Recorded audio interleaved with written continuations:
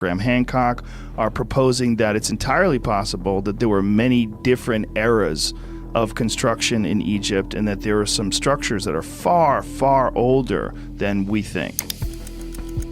They did a seismic survey around the Sphinx, and they identified a very large geometrical chamber about 15 feet beneath the forepaws of the Sphinx. In 1991, geologist Robert Schoch of Boston University announced that seismic data beneath the Great Sphinx pointed to chambers no living archaeologist had ever officially entered. That pause, that long, unbroken silence from one of the most influential voices in modern media was not confusion. It was recognition. The mystery of the Sphinx that really broke everything open. It brought everything to the public attention.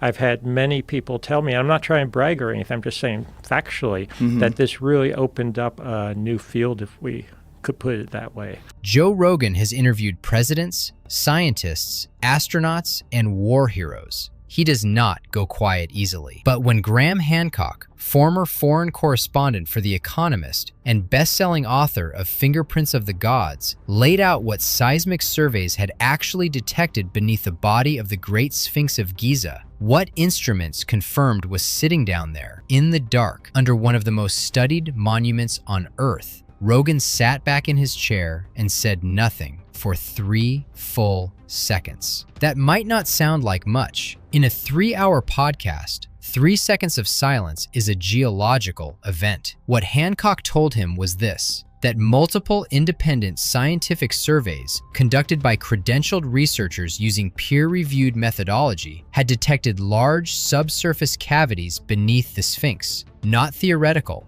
not speculative, instrumentally measured, published in academic journals, confirmed by at least 3 separate teams across 3 separate decades. And yet, not one of those chambers has ever been officially opened. Not one has been excavated, cataloged, or explained. The Egyptian authorities know they are there. The data is not secret. The question that hangs over the entire Giza plateau, the question that Hancock has been asking for 30 years and that mainstream Egyptology has never fully answered, is not whether something is buried beneath the Sphinx, it is what. And what Hancock believes is buried there would not just rewrite the history of ancient Egypt, it would force us to reconsider the entire story of human civilization from the very beginning. What we are about to examine goes far deeper than one man's theory. It reaches into the bedrock of the planet's most iconic monument, into the data collected by geologists from Yale and Boston University, into surveys conducted by Japanese researchers from Waseda University in Tokyo, into seismic readings published in the peer-reviewed journal Geoarchaeology in 1992, and into a question so destabilizing that the world's most powerful archaeological institution has chosen, repeatedly, to simply refuse to answer it. But the data does not go away just because no one will drill. And the story of what that data says, the full story, not the sanitized version, is far stranger than the opening suggests. It is worth stepping back and asking a question so basic that almost no one thinks to ask it. Why are we still debating the age of the Sphinx? The Great Sphinx of Giza is the largest monolithic statue on Earth. It sits on the west bank of the Nile, crouching on a limestone plateau that has been the focus of archaeological work for over 2 centuries. It has been measured, photographed, excavated, and studied by some of the finest minds in the history of science. Egypt has poured enormous institutional energy into understanding it. The world's greatest museums hold artifacts extracted from its surroundings. And yet, the single most fundamental question you can ask about it, how old is it, remains, in 2026, genuinely contested. The mainstream answer is tidy. The Sphinx was carved on the orders of Pharaoh Khafra around 2500 BC as part of the same building program that produced the second of the 3 Great Pyramids at Giza. This date is accepted by the majority of Egyptologists.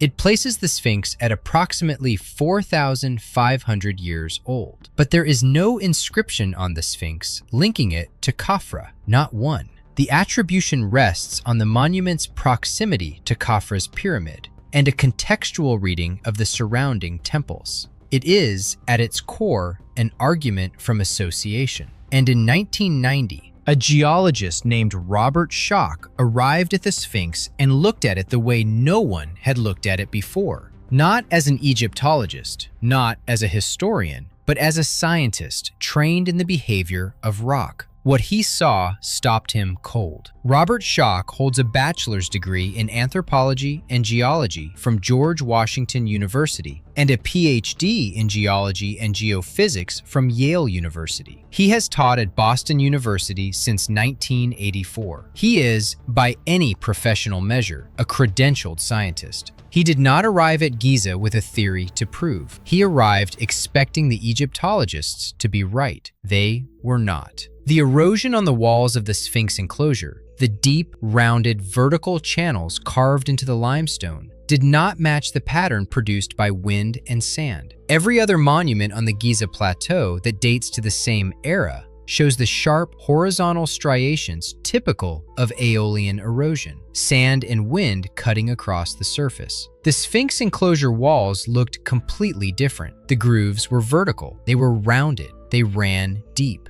And there was only one geological process that produced that pattern: rain. Not occasional desert rain, not a single storm. Extended, heavy, prolonged rainfall of the kind that Egypt has not seen in thousands of years. The last period of significant precipitation across the Giza Plateau corresponds to what climatologists call the African humid period, which ended roughly between 5,000 and 7,000 years before the present. Some estimates push the relevant rainfall window even further back to the end of the last ice age, around 10,000 to 9,700 BC. Schoch published his findings in 1991 in a paper co-authored with independent researcher John Anthony West, and presented them to the annual meeting of the Geological Society of America. His conclusion was direct. The core body of the Sphinx must have been carved before 5000 BC. His best estimate, based on the depth of the weathering and the known precipitation record for the region, placed the construction somewhere between 7,000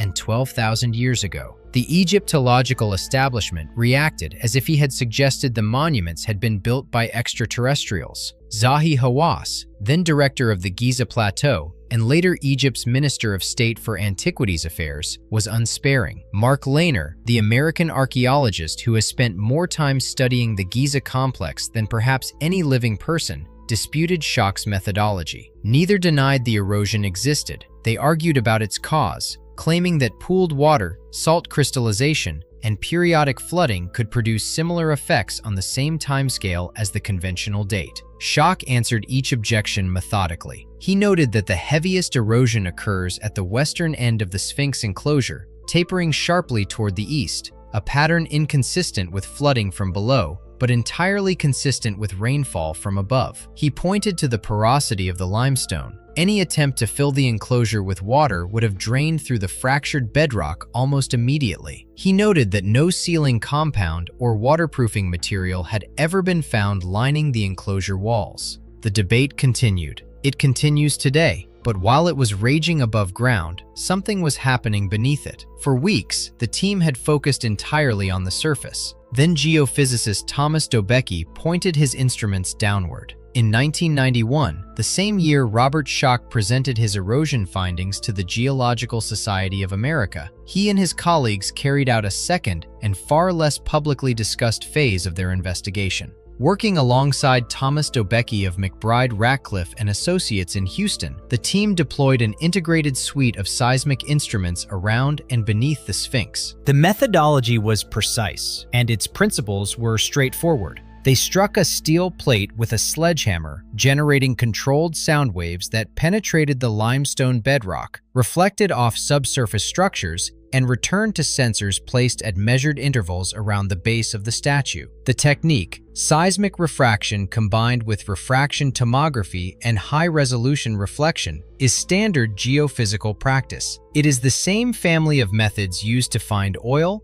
map fault lines, and locate buried pipelines. What the instruments found was published in 1992 in the peer-reviewed journal Geoarchaeology, co-authored by Dobecki and Schoch. The paper's conclusions were specific and measurable. The survey had detected a series of cavities on each side of the Sphinx, as well as between its paws. The subsurface weathering below the floor of the Sphinx enclosure was not uniform, which indicated that different portions of the monument had been exposed to erosive forces at different times. And the depth of subsurface weathering was, in Schoch's own conservative reading, consistent with a minimum age of at least 7,000 years for the core body of the statue, and more realistically, on the order of 12,000 years. The cavities were not theoretical. They were instrumentally measured, documented in a peer-reviewed paper, and their coordinates were known. The data was clear. The implications were anything but. This was not the first time instruments had detected anomalies beneath the Sphinx. In 1987, a team from Waseda University in Tokyo, under the direction of Sakuji Yoshimura, had conducted a separate electromagnetic sounding survey of the Khufu Pyramid and the Sphinx. Their findings, published in Studies in Egyptian Culture, reported the presence of several subsurface cavities beneath the plateau. In 1977, a joint survey by SRI International, Stanford Research Institute, and Ain Shams University in Cairo, led by geophysicist Lambert T. Dolphin, had used ground-penetrating radar across the Giza Plateau and detected anomalies in the vicinity of the Sphinx's paws.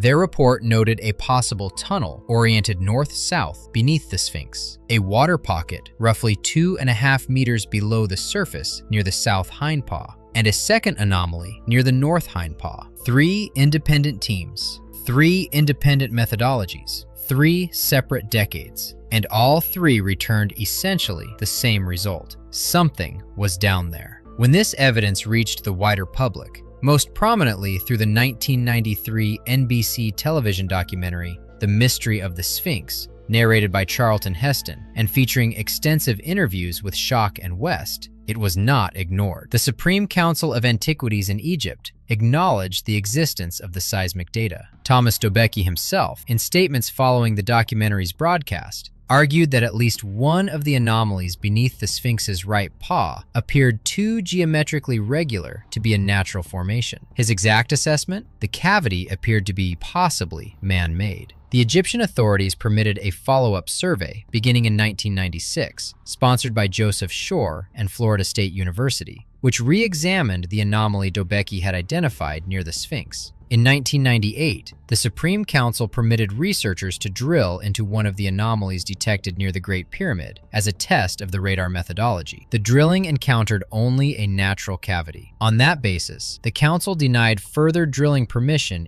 anywhere else on the plateau. The investigation effectively stopped there. If you're finding this fascinating, a like truly helps this channel continue investigating these mysteries. But the data did not change. The peer-reviewed papers did not change. And Graham Hancock, watching all of this unfold from the outside, reached a conclusion that he would later put directly to Joe Rogan in front of an audience of tens of millions of people. The instruments had found something multiple times using multiple methods, and the response had not been to excavate. It had been to close access. He was not finished. He was only getting started. This is where the story splits. One path leads to a conventional explanation. The other leads somewhere far more uncomfortable. Graham Hancock is not a geologist. He has always been clear about that. He does not claim professional expertise in the physical sciences. What he has spent 30 years doing instead is cross-referencing, taking the scientific findings of researchers like Schoch and Dobecki and placing them within a broader argument about what they might mean for the overall narrative of human prehistory. That argument begins with a single, powerful astronomical observation. In the book Keeper of Genesis, co-authored with Robert Bauval and published in 1996, Hancock and Bauval put forward what has become one of the most discussed and most contested ideas in the field of alternative archaeology, that the Sphinx, as a lion, was designed to face its own celestial counterpart at a specific moment in astronomical time. The Sphinx faces due east, Every morning, it stares directly at the rising sun. At the spring equinox, the sun rises due east. This alignment has been known for centuries. What Hancock and Bouval argued, using computer simulations of the ancient sky, was that at the spring equinox in approximately 10,500 BC, the sun rose against the backdrop of the constellation Leo, the lion. The Sphinx, a lion, facing the rising sun in the age of the lion. The monument, in their interpretation, was not just a statue, it was a calendar, a marker in stone pointing backward through the precession of the equinoxes to a specific date in deep prehistory. The precession of the equinoxes is not fringe science. It is an observed, measurable, and well-understood astronomical phenomenon. The Earth's axis wobbles slowly over a cycle of approximately 26,000 years,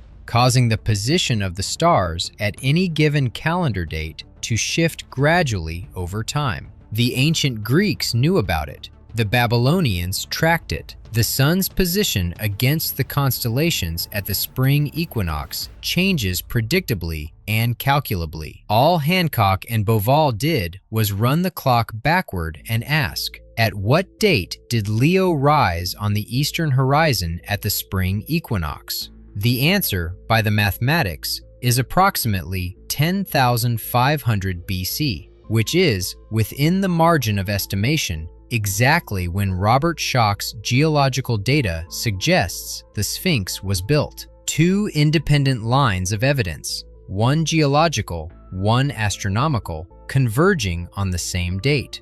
And the date they converge on is not 2,500 BC, it is not 4,000 BC, it is 10,500 BC, a date 12,500 years in the past, a date before the construction of Göbekli Tepe, before the earliest known cities, before the agricultural revolution as conventionally understood, a date at the end of the last ice age. The team sat with that for a while. Nobody quite knew what to say. Hancock's critics, and there are many, including the archaeologist Flint Dibble, who debated him directly on the Joe Rogan Experience in 2024, argue that the Orion correlation and the Leo alignment are examples of retrofitting, selecting data points that support a predetermined conclusion while ignoring data that does not. They point out that the constellation Leo is a modern construct, that ancient Egyptians carved lions for reasons that have nothing to do with astronomical alignments, and that no contemporaneous text from 10,500 BC exists to confirm that any civilization was present at Giza to build anything. These are legitimate criticisms. They deserve honest acknowledgement. Hancock does not have direct archaeological evidence of a lost civilization. He has no inscriptions from that era. He has no tools, no pottery, no physical remains of the builders whose existence he proposes. The case he makes is at its core a circumstantial one, a convergence of anomalies that, taken together, becomes very difficult to explain within the conventional framework. And it is exactly this point, the convergence of anomalies, that Hancock returned to on the Joe Rogan Experience again and again across more than a dozen appearances on the podcast. The Sphinx's water erosion, which mainstream Egyptology has never satisfactorily explained. The seismic cavities, which have never been excavated. The astronomical alignment, which is mathematically real even if its interpretation is disputed. The global distribution of flood myths across cultures that had no contact with each other. The sudden, explosive appearance of complex civilization in Egypt, Mesopotamia, and the Indus Valley at approximately the same historical moment. And then there is the oldest piece of evidence of all. Not science, not astronomy, not seismography. A stone tablet carved in a pharaoh's hand that has been sitting in plain sight for over 3,000 years and whose implications have barely been discussed. In 1400 BC, a young prince of Egypt fell asleep in the shadow of the Sphinx and dreamed that the monument spoke to him. The Sphinx told the prince that it was buried beneath the sand, that it was suffocating, and that if he would clear the desert from its body, it would reward him with the throne of Egypt. The prince obeyed. He had the sand removed. He became Thutmose IV, one of the most powerful pharaohs of the New Kingdom, and he commemorated the dream by erecting a large granite stele a carved stone tablet, directly between the Sphinx's front paws, where it still stands today. That stele, known as the Dream Stele, records that the Sphinx was already ancient in 1400 BC, already buried, already forgotten, already in need of rescue from centuries of accumulated sand. Here's the detail that keeps researchers up at night. If the Sphinx was built by Khafra in 2500 BC, then by the time Thutmose IV had his dream, the monument was only 1,100 years old. But the stele describes it as if it had been buried so thoroughly that its existence was nearly unknown, as if it had been swallowed by time itself, as if the desert had reclaimed it for centuries, not decades. 1,100 years is a long time, but for a monument built by an active and powerful civilization, maintained by generations of priests and pharaohs in the very shadow of one of the most important sacred precincts in the ancient world,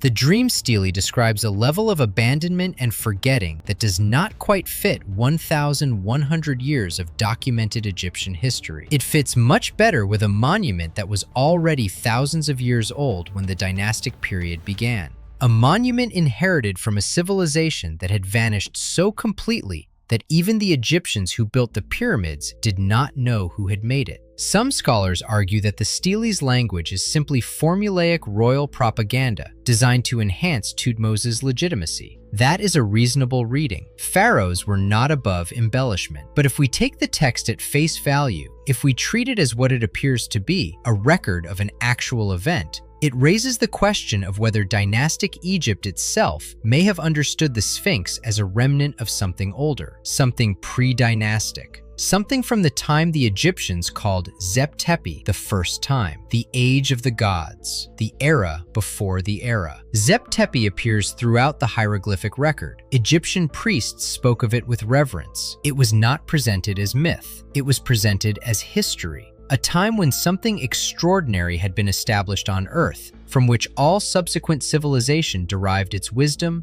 its mathematics, its astronomy, and its sacred architecture. For 30 years, Graham Hancock has argued that Zep Tepi was not myth, that it was a memory, and that beneath the Sphinx, encoded in stone and rock, and the geometry of an ancient cavity detected by instruments in 1991, there may be the physical evidence of everything that civilization knew, a record left deliberately for the civilization that would come after, by people who understood that what was coming would erase almost everything. Edgar Cayce, the American psychic whose 1930s readings generated the original idea of the Hall of Records, described the location precisely, somewhere between the Sphinx and the Nile, with an entrance near the right paw. He described the contents as records from a civilization he called Atlantis. He placed the construction of both the Records Hall and the Sphinx at approximately 10,500 BC. Cayce was not a scientist. His readings were not peer-reviewed. His methods were not reproducible, but the right paw is exactly where Thomas Dobecki's instruments detected what he described as a possibly man-made cavity in 1991. One controversial theory, advanced by researchers in the alternative history community and drawing on Cayce's descriptions alongside the seismic data, holds that what lies beneath the Sphinx is not a tomb, not a burial chamber, but a library. A deliberately constructed repository of knowledge from a civilization that knew it was going to be destroyed. Advanced astronomical knowledge, mathematical systems, records of a world that existed before the flood myths, before the Ice Age's end,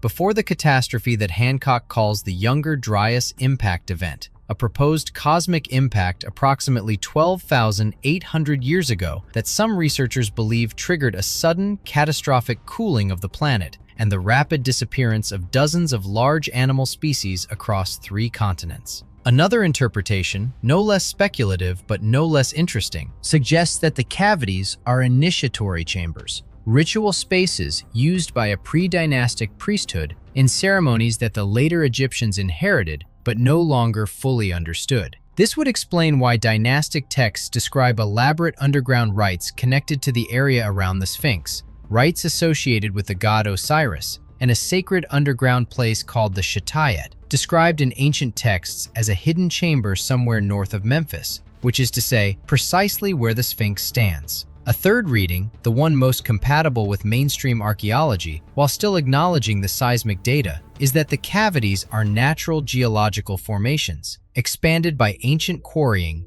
deepened by millennia of water infiltration through the fractured limestone, and significant for nothing beyond what they tell us about the behavior of rock. If the third reading is correct, the solution is simple. Excavate, confirm, and close the debate. No one has excavated. And that inaction, 33 years after a peer-reviewed journal published the coordinates of the anomalies, is the part of this story that even Hancock's most vigorous critics find difficult to fully explain away. There is a temptation, when engaging with material like this, to resolve into one of two camps. The first camp says, it is all pseudoscience. Graham Hancock is a skilled storyteller who has made a fortune weaving circumstantial evidence into a compelling narrative that mainstream archaeology correctly rejects. The erosion has conventional explanations. The seismic anomalies are natural. The astronomical alignments are post hoc pattern matching. The dream stele is propaganda. There is no lost civilization. There is no hall of records. There is only the human desire to believe that history is more mysterious than it is.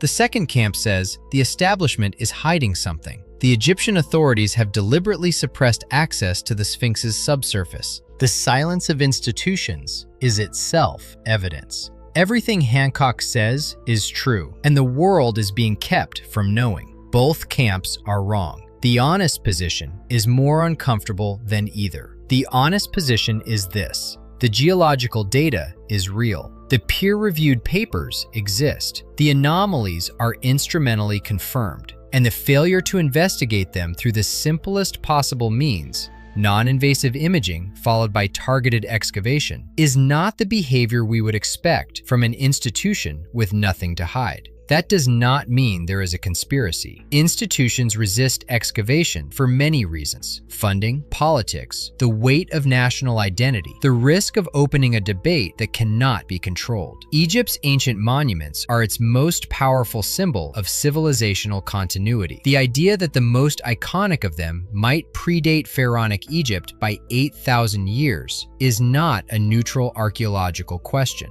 It is an existential one, and science, for all its commitment to truth, is practiced by human beings. Human beings who have careers, who have reputations, who have spent their working lives defending a framework that, if Schoch and Hancock are right, is fundamentally incomplete. Mark Lehner, the Egyptologist who has devoted more decades to Giza than perhaps any living scholar, said something that has lingered in the field ever since. Responding to Schoch's water erosion findings, he said, "You don't overthrow Egyptian history based on one phenomenon like a weathering profile." He is right that no single piece of evidence should overturn a paradigm. But what do you do when it is not one piece? When the seismic anomalies and the rainfall erosion and the astronomical alignment and the dream stele and the global flood myths and the sudden appearance of complex civilization are all pointing in the same direction? What do you do when the anomalies accumulate? Graham Hancock's answer has always been the same. You stop protecting the consensus. You pick up the instruments, you point them downward, and you find out what is there. It is, when you reduce it to its simplest form, the most scientific thing he has ever said. And Joe Rogan, sitting in his studio with his coffee and his headphones, surrounded by an audience of millions who have never opened an archaeological paper in their lives, Joe Rogan understood it immediately, which is why he went quiet. Not because the claim was outrageous, because it wasn't. We began with a moment of silence. It is worth ending with a question, not a rhetorical one, a genuine one. The Sphinx has been standing at Giza for at least 4,500 years and possibly far, far longer. In all that time, through the Roman conquest of Egypt, through the Islamic Caliphate, through Napoleon's savants who measured every stone of the plateau, through more than 2 centuries of systematic modern archaeology, no one has ever conclusively answered the simplest question you can ask about it. Who built it? Not who repaired it, not who named it,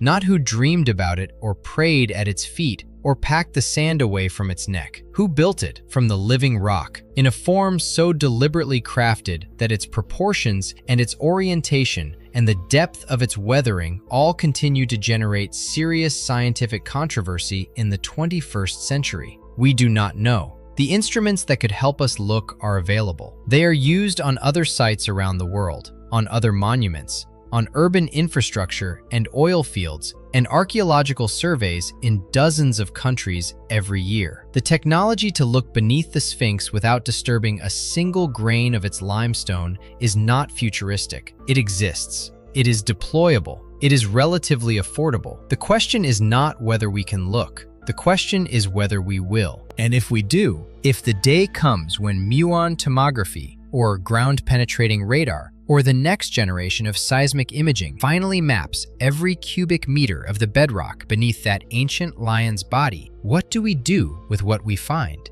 If the cavities are natural, we close a chapter, we move on. The Sphinx is old and extraordinary, and it does not need a secret library beneath it to be one of the most remarkable things human beings have ever made. But if they are not natural, if the instruments confirm what Dobecki suggested in 1991, that the geometry is too regular, too rectangular, too deliberate to be the work of water and time alone, if there is a room down there, carved by hands, sealed by intention, and waiting in the dark beneath the oldest face in the world, what civilization built it? What did they know that we don't? And why, after all this time, are we still choosing not to find out?